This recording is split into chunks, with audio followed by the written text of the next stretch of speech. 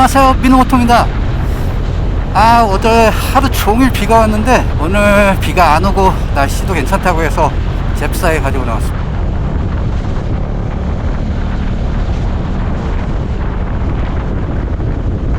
근데 오후에 비가 올 것 같긴 해요. 하늘 보니까 제가 바이크를 오늘 잘못 가지고 나온 건가 살짝 걱정도 되고, 근데 지금은 바이크 타기 딱 좋아요. 지난달이죠. KTM에서 2024년형 한국형 듀크 신형을 발표를 했습니다. 전 세계적으로 출시 일정이나 국내 출시 일정은 잡히지 않은 상태고요. 그 해외 리뷰나 해외 포럼에 들어가서 보니까 겉모양은 굉장히 긍정적인 변화가 있다고 이렇게 평가들을 하고 있습니다. 일단 엔진 크기가 커졌어요. 지금 373cc에서 399cc, 그러니까 한 20cc가 조금 넘게 엔진이 커졌고, 그에 따라서 마력이 1마력이 늘었습니다. 1마력이 늘고 토크 같은 경우에는 약 2Nm 정도? 그 정도 올랐기 때문에 그게 얼마나 유의미한 수준인지는 모르겠지만 일단 차체가 경량화가 됐다고 해요. 그러면은 토크가 그 정도 올라가거나 마력이 그 정도로 올라가면은 더 토크감은 더 느껴지지 않을까라는 생각이 듭니다. 그리고 또 중요한 변화 중에 하나가 디자인이죠. 이번에는 완전히 디자인까지 바뀌었습니다. 자동차로 치면은 풀체인지 정도로 디자인 외적인 부분에서 굉장히 많은 변화가 있었다고 합니다. 그래서 우선 전면부에 있는 헤드라이트 부분이 굉장히 많이 바뀌었고요. 빵이 커졌죠. 연료 탱크 부분의 디자인이 더 좌우 폭이 넓어지고 좀 더 길어졌다고 합니다. 그래서 전체적인 인상이 굉장히 이렇게 빵이 좀 커진 것 같은 그런 느낌이 난다고 해요. 서스 같은 경우에는 컴프레션하고 리바운드가 앞뒤 모두 된다고 하네요. 그거 이제 확인을 해봐야겠지만 컴프레션하고 리바운드가 둘 다 조절이 가능하게, 상위 모델들처럼 890이나 슈퍼듀크처럼 완전하게 조절이 가능하게 그렇게 변경이 됐다고 합니다. 그러면은 이거는 거의 미들급에 들어가는 그런 옵션들이 들어가 있는 셈이죠. 그리고 또 하나 굉장히 눈에 띄는 변화 중에 하나는 앞에 있는 이 계기판이 굉장히 많이 바뀌었습니다. 슈퍼듀크의 계기판 같은 디자인으로 변경이 됐어요. 굉장히 조작 편의성도 좋아지고 그래픽도 굉장히 향상이 됐다고 합니다. 전반적으로 보면은 바이크가 굉장히 많이 업그레이드 됐다는 느낌이 들고, KTM의 스턴트라이더 록 바고로스의 그 채널에 들어가 보면은 그 사람은 원래 그렇게 잘 타니까 그렇게 타겠지만 훨씬 더 운동 성능이 더 좋아졌다고 그 바고로스가 이야기하고 있네요. 그 사람은 뭐 뭘 갖다 줘도 운동 성능 좋게 타겠지만.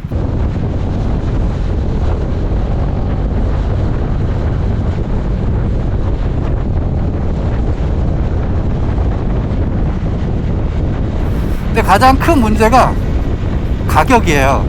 지금 가격에 대해서도 루머가 되게 많거든요. 이번에 KTM이 이걸 내놓으면서 계속 그 얘기를 강조했어요. 경쟁력이 굉장히 좋아졌다. 근데 그 경쟁력이 좋아졌다는 게 가격 경쟁력이 좋아졌다는 건지, 아니면 동급의 다른 차량들과의 그런 어떤 비교적인 성능의 우위에 자신감을 주는 경쟁력이 좋아졌다라는 건지, 아직도 이제 의견이 분분한데 어떤 루머에 의하면은 가격이 좀 낮아질 것이다라는 얘기도 있다고 해요. 비슷하거나 낮아질 것이다라는 그런 얘기가 있다고 하는데, 제 생각에는 거의 불가능한 일은 아닌가 생각을 합니다. 그리고 또 하나 어제 되게 충격적인 얘기를 들었는데, 어떤 포럼에서 그러니까 출시 가격이 1000만 원이 넘어간다는 얘기를 들었습니다. 해외 포럼인데, 제가 가끔 들어가는 그 해외 포럼인데 거기서 글 중에 하나가 이렇게 툭 떴어요. 그러니까 한국하고 아시아 시장에서는 거의 1000만 원대가 넘는 가격으로 출시가 될 것이다, 이렇게 얘기가 나와서 이게 사실인가? KTM 코리아가 그런 거 가지고 고민을 할까?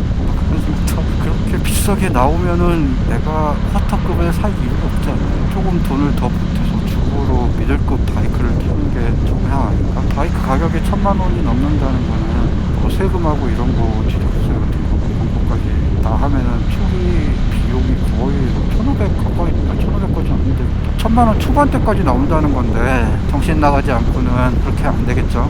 일단 제 예상으로는 지금 2023년식이 할인 전에 거의 한 800만원 중반 정도 하는 걸로 알고 있거든요. 아무리 비싸도 900만원은 넘지 않을 것 같은 느낌이 들어요. 지금 뭐 여러가지 기능적으로나 스펙적으로나 이렇게 좀 많이 좋아지긴 했지만 이게 마케팅에서 이런 가격 책정도 굉장히 중요하잖아요. 근데 제 생각에는 그런 식으로 비싸게 받지는 않을 거라고 생각을 합니다. 탈라면 타고 말라면 말라는 식으로 하는 게 아니면 1,000만원이 넘어가게 판매할 리는 없겠죠. 그리고 또 중요한 변화 중에 하나가, 다 중요하지 뭐, 중요한 변화 중에 하나가 시트고가 낮아졌습니다. 830에서 820으로 낮춰졌습니다. 1cm인데 1cm 차이가 사실 별거 아닌 것 같지만 키가 작으신 분들한테는 굉장히 큰 치수죠. 일단 제가 최근에 좀 관심을 가지고 봤던 390 신형에 대해서 루머들을 좀 정리를 해봤어요. 루머하고 공식적으로 발표된 거하고 섞여 있는데, 일단 다시 한번 정리를 드리면 성능적으로는 굉장히 업그레이드가 됐습니다. 그래서 거의 제가 보기에는 쿼터급에선 이만한 바이크는 찾아보기 힘들 것 같습니다. 전자장비라든지 파워트레인 쪽에 그런 스펙이라든지 이런 것들은 뭐 거의 동급 최강이 아닐까라는 생각을 하고요. 편의장비들도 많이 추가가 됐고, 그리고 사이즈도 커졌고, 대신 시트고는 낮아졌다, 그렇게 요약을 할 수 있겠고, 다만 지금 확정적이지 않은 거는 가격, 국내 출시 가격이 아직 확정되지 않았습니다. 지금 해외 출시 가격도 결정이 안 된 상태이기 때문에 한국에서도 얼마에 팔지는 아직은 결정을 못하고 있는 것 같습니다. 제가 생각하기에는 거의 한 800만원 후반에서 900만원 초반이 되지 않을까.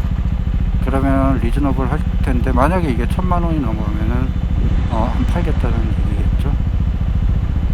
입문자들도 거의 접근하기가 힘든 급의 바이크가 되는 게 아닌가, 이렇게 생각을 합니다.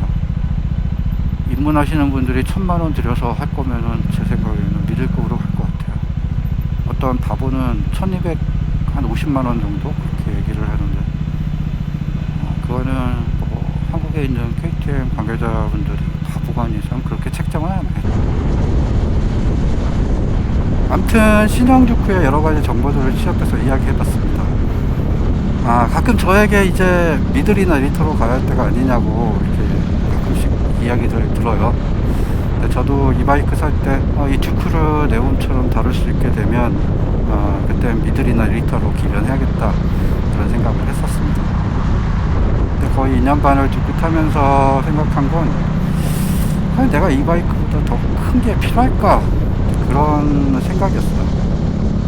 저도 사실 이제 주말에 교회 라이딩을 하다 보면 거기서 만나는 멋있는 바이크들 많잖아요. BMW나 두카티 같은 멋진 바이크들 많이 보는데, 그런 바이크들 보면 사실 저도 나도 저런 바이크 갖고 싶다, 그런 생각들을 하긴 해요. 근데 저 같은 경우에는 한 80% 이상이 다 시내 주행, 좀 먼 거리를 갈 때는 차를 타고, 일하거나 미팅하러 갈 때도 차를 가지고 다니기 때문에 일주일에 한 번, 많으면 2번, 또 어쩔 때는 일주일 내내 또 바이크를 못 탈 때도 있고, 그런데 제가 과연 리터 같은 바이크를 타고 회사 출퇴근하고 이런 막히는 시내를 왔다 갔다 하고 이런 게 과연 맞는 걸까라는 생각을 하긴 합니다.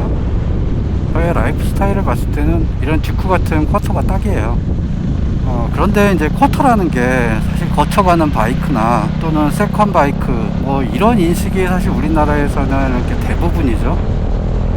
근데 저는 사실 이 듀크 요 바이크보다 아주 조금씩만 출력이 좋고, 또 전자장비가 몇 개만 좀 더 들어가 있고, 대신 몸집은 그대로였으면 좋겠어요. 무게도 요렇고. 그럼 저 같은 사람들은 기변을 안 하고 오래 탈 수도 있을 것 같아요. 지금도 욕심 안 부리면 충분하거든요. 그래서 저는 부디 새로운 듀크가 나오면 딱 저의 이 바람 같은 그런 바이크였으면 좋겠습니다. 뭐든지 조금씩 모자란 그런 바이크가 아니고, 저 같은 사람도 타기에 충분한 그런 느낌의 바이크, 유지비도 저렴하고 출시 가격도 저렴해서 누구나 쉽게 접근이 가능하고 또 오래 탈 수 있는 그런 바이크였으면 좋겠습니다. 바이크가 그런 바이크로 출시되길 정말 바라봅니다. 이상 비동모터였습니다. 감사합니다. 다음 영상에서 뵐게요. 안녕.